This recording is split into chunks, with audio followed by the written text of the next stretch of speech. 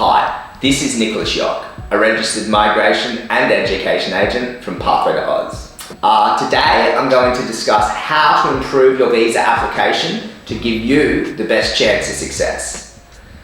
So look, unfortunately visa refusals are just something that happens. The genuine temporary entrant requirement is very subjective depending on the case officer who assesses your application. At Pathway to Oz, we obviously have a lot of registered education and migration agents to assist in enrolling you in a course to give you the best chance of approval. So feel free to touch base with us. We'll put a link below. But today, I just want to run through some tips or some suggestions to improve the chance of your student visa. Obviously, if you're from a low-risk country like Canada or Ireland or wherever, you might not need to factor these in, but if you're from a high-risk country, I would say these are pretty important. Look, the first aspect that I want to look at is applying for your student visa from onshore. So I think of all the aspects that are kind of in the applicant's control, this is probably the most important, would give you the best chance of approval.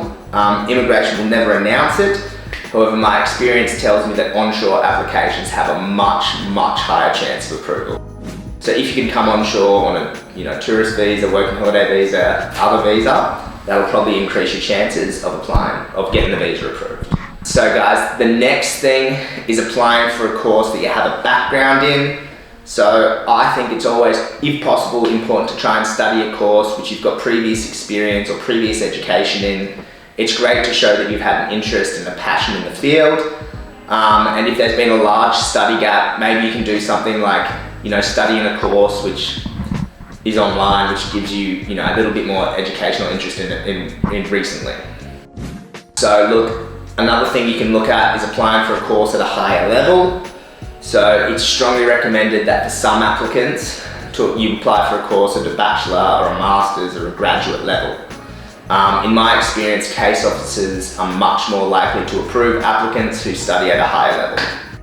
Finally guys, and this might be somewhat controversial, but initially I think it would be sometimes beneficial to apply as the sole applicant for the visa. So that means not including your family on the initial application. Now, as unfair as that may seem, I think immigration are more likely to refuse applications with entire families listed on there.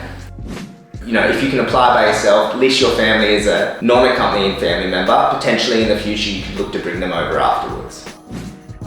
Look, I hope you found that information helpful. If you do have any questions or are interested in studying in Australia, feel free to contact Pathway to Oz. Thank you.